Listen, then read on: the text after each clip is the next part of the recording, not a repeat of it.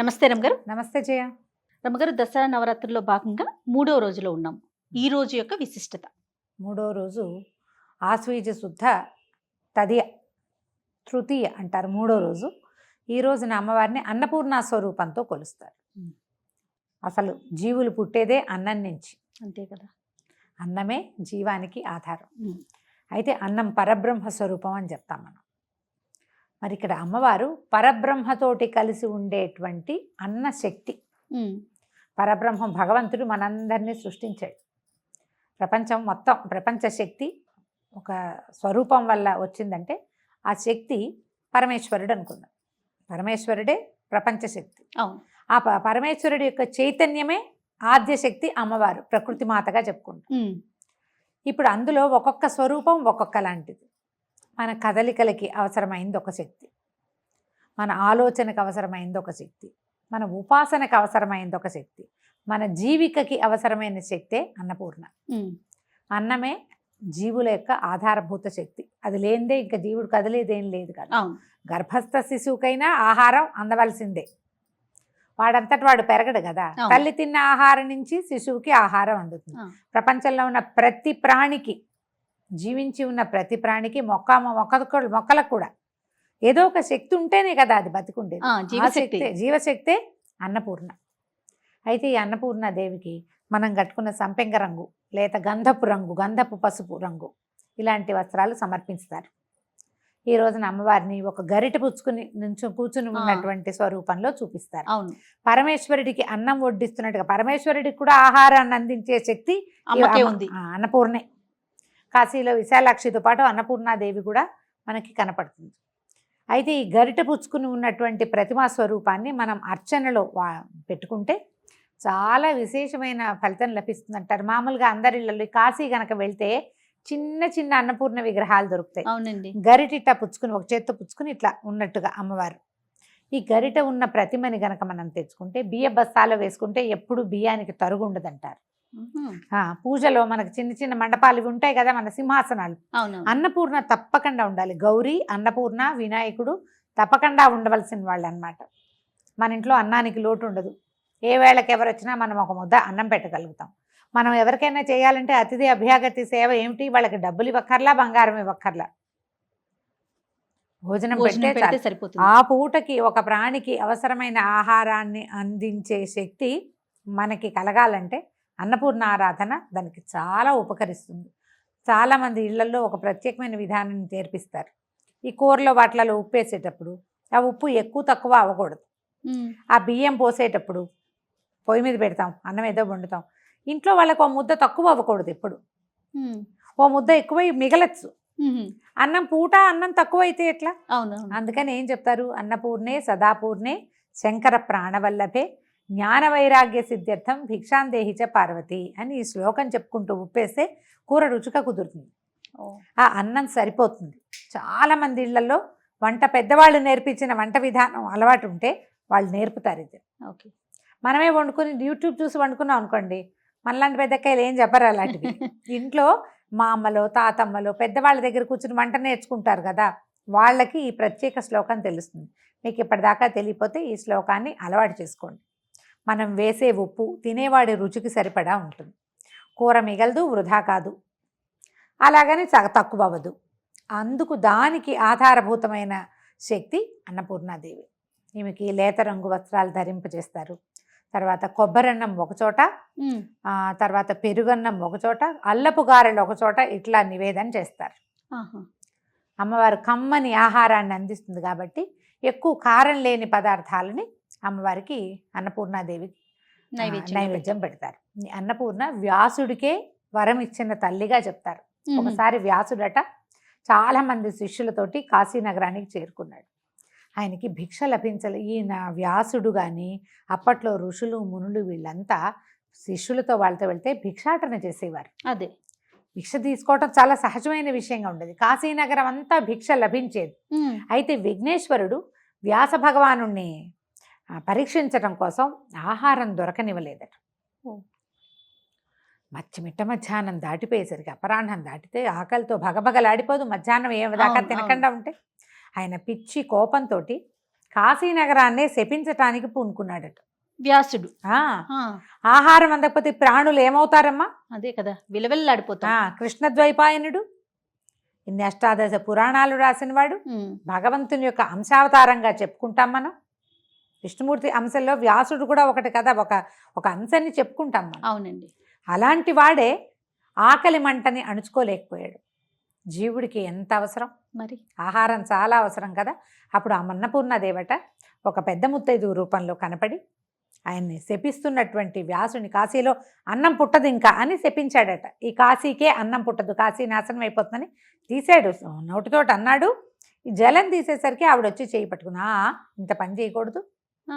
అన్నపూర్ణాదేవి ఆవిడొచ్చి పెద్ద ముత్తైదు రూపంలో వచ్చి అదే ఆపి ఆయనకి భోజనం పెట్టి ఆయన్ని శాంతపరిచి, నువ్వు ఇలా శపించబోయావు కాబట్టి నువ్వు రోజు కాశీవాసం నీకు లేదు, ఇంకా వారానికి ఒకరోజే వస్తాడు ఆయన. అలాగని కథ చెప్తారు.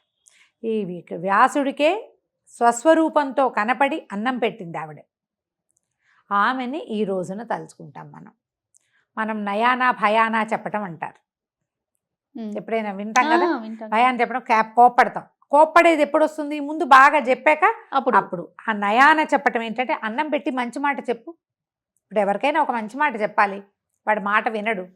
పక్కన కూర్చొని అన్నం పెట్టి ఏదైనా తినడానికి ఇచ్చి, కాస్త కాఫీ ఇచ్చి, మంచినీళ్ళు ఇచ్చి, వాళ్ళని శాంతపరిచి ఒక మాట చెప్తే ఈ పెట్టిన చెయ్యి మహాత్యం వల్ల అవతల వాళ్ళు లొంగుతారు.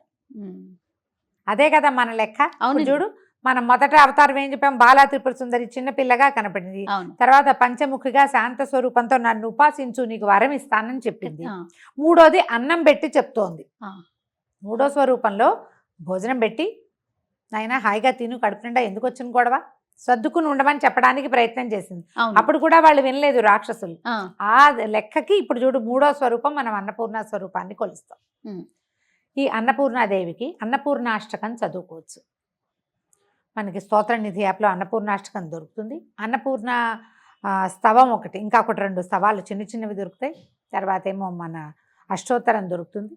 అష్టోత్తరం చదువుకుని అమ్మవారికి తెల్లటివి చల్లటివి, అంటే వేడి చేసే పదార్థాలు కాకుండా ఏవైనా మనం నివేదన చేయొచ్చు. రోజువారీ మనం చేసే పెసరపప్పు, వడపప్పు, పానకము, పళ్ళు, పాలు వీటిని నివేదన చేస్తుంటే అన్నానికి సంబంధించిన పదార్థాలు పులగం పెట్టచ్చు. తర్వాత ఏమో మన చెప్పాం కదా, పెరుగన్నము, కొబ్బరన్నము, అల్లపు గారెలు కొన్ని ప్రాంతాల్లో చేస్తారు. వీటిని నివేదన చేయటం ఈ అన్నపూర్ణ రోజున విస్తారంగా భోజనం పెట్టే ప్రయత్నం చేసుకుంటే మంచిది. ఎక్కడైనా మనం ఇదంతా చేయలేకపోతాం అనుకోండి, ఇది కుదరదు ఒక్కొక్కసారి. కానీ అన్నపూర్ణ స్వరూపం ఉన్నటువంటి తృతీయ నాడు కనుక, తదియ నాడు మనం ఎక్కడైనా అన్నదానానికి ఏర్పాటు చేస్తే చాలా మంచిది. మనకి ఇంట్లో సంతానానికి ఏమైనా సమస్యలున్నా, సంసారంలో ఇబ్బందులున్నా, ఆరోగ్య సమస్యలతో బాధపడే వాళ్ళు అనారోగ్యాలతో బాధపడుతూ ఉంటారు. అవునవును. ఇప్పుడు అనారోగ్యం చాలా సహజమైన విషయంగా ఉంది మనకి కదా. దానికి పరిష్కారాలు కూడా చాలా సులువుగా అయిపోయినాయి కదా రమ్మగారు. అవును, అవునా కదా. ఒకప్పుడుతో మనం చూసుకుంటే ఇది వరకటి కంటే ఇప్పుడు కొంచెం తేలిగ్గా మనకి వైద్యం లభిస్తుంది. ఆ వైద్యాల్లో భాగంగా ఈ రోజున అన్నం పెట్టే వైద్యాన్ని కూడా చేసుకోండి. ఎవరికైనా అన్నార్థులకి అన్నం పెట్టేది, ఏదైనా ఓల్డేజ్ హోమ్స్ కానీ, లేకపోతే ఇవి కానీ అనాథ శరణాలయాలు కానీ ఎక్కడో చోట పెట్టచ్చు కదా. దేవాలయాల్లో డబ్బులు ఇవ్వటం కానీ ఇట్లా ఏదైనా ఏర్పాటు చేయండి. బియ్యం దానం చేస్తే చాలా మంచిది ఈ రోజున. ఎవరికైనా బియ్యం ఇవ్వటం, ఇవన్నీ చాలా మంచివి. ఏదే ఆహార పదార్థాలు ఇచ్చే పద్ధతి ఉంటే మనం ఏదైనా వండి ఇవ్వచ్చు, దినుసులు ఇవ్వచ్చు. ఏది ఇచ్చినా కూడా విశేషమైన ఫలితం లభిస్తుంది. ఈ రోజున అన్నపూర్ణాష్టకం చదువుకోండి. పొద్దున సాయంత్రము కూడా లలితా శాస్త్రం చదువుతున్న ప్రాక్టీస్ ఉండి రోజు లలిత ఉంటే లలితా శాస్త్రం చదువుకుంటూనే అన్నపూర్ణాష్టకం కూడా చదువుకోవచ్చు. ఈ 9 రోజులు కూడా లలిత చదువుకుంటారా రమ్మగారు? ప్రతిరోజు కుంకుమ పూజ చేసుకునేవారు కుంకుమ పూజ, లలిత చదువుకునేవారు చదువుకోవడం, పారాయణగా చదువుకోవచ్చు. కుంకుమ పూజతో పాటు ఒక చిటికెడు పెట్టుకుని చేసుకోవచ్చు. మనం ఇంత కుంకుమ వేశాక మళ్ళీ ఆ కుంకాన్ని అందరికీ ఫ్రెండ్స్కి అందరికీ బంధువుల్లో నివేదన చేసిన పూజ చేసిన కుంకం కదా, కొన్నాళ్ళు మనం పెట్టుకుంటాం, అందరికీ పెట్టడానికి కూడా ఉపయోగపడుతుంది. ఈ రోజువారీ దాన్ని సేకరించకుండా మనం ప్రతిమని కొంచెం పకడ్బందీగా ఒక పళ్ళెంలో పెట్టుకున్నామంటే ఆ కుంకుమ అంతా ఇట్లా చక్కగా ఏర్పడుతుంది మొత్తం.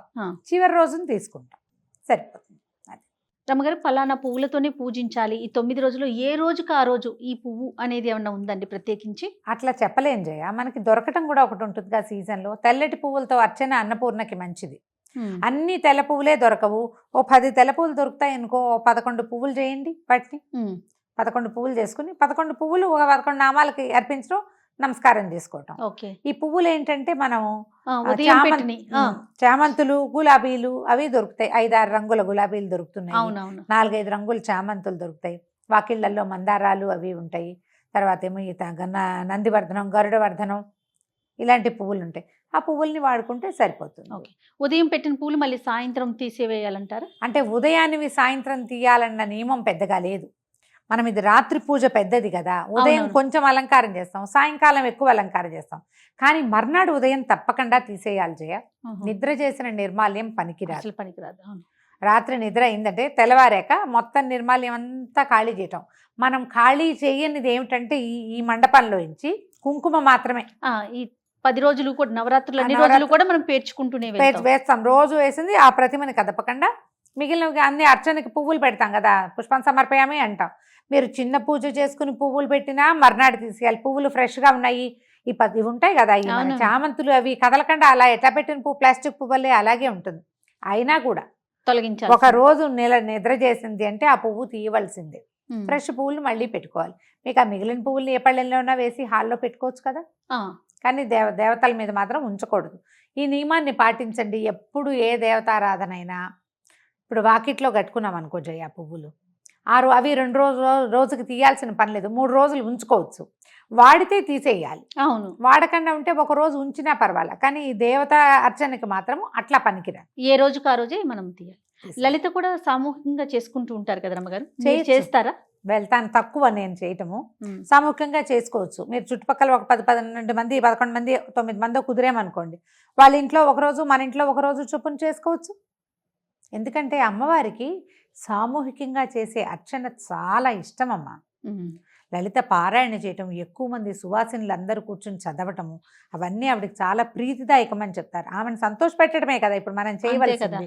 కాబట్టి చక్కగా చేసుకోవచ్చు. ఎక్కడైనా ఎవరైనా పిలిస్తే వెళ్ళి రండి. ఇప్పుడు తాంబూలాలు, ఇది ఒక ప్రశ్న ఉంటుంది. తాంబూలం తీసుకోవటానికి పిలుస్తూ ఉంటారు. తప్పకుండా వెళ్ళాలమ్మా. పసుపు కుంకాలకు పిలిస్తే 10 ఆమడలు నడిచి వెళ్ళాలని శాస్త్రం. బొట్టు పసుపు తీసుకోవడానికి రండి అంటే వీళ్ళ ఇంటికి ఏం వెళ్తానులే, ఇప్పుడు ఏం వెళ్తానులే అనుకోకూడదు. ఇలాంటి భావాలు ఉండకూడదు. తప్పకుండా వెళ్ళి తీరవలసిందే. తాంబూలానికి పిలిస్తే వెళ్ళాలి. బొట్టు పెట్టించుకుంటుంది కానీ రండి అంటే పెట్టించుకోవాలి. అవకాశం ఉంటే మాత్రం వెళ్ళి తీరాల్సిందే. సాధారణంగా వెళ్ళవలసిందే. నీకేదో విపత్కర పరిస్థితులు, ఏ కాలో బెణికింది, ఏ చెయ్యో ఇదైంది, వెళ్ళలేని దుష్కరమైన పరిస్థితి వస్తే మానండి. కానీ ఏం వెళ్తానులే అని మాత్రం మానద్దు. ఈ రోజుల్లో అస్సలు మానకూడదు. మన ఇంటికి ఎవరన్నా వచ్చినా తాంబూలం ఇవ్వాలి.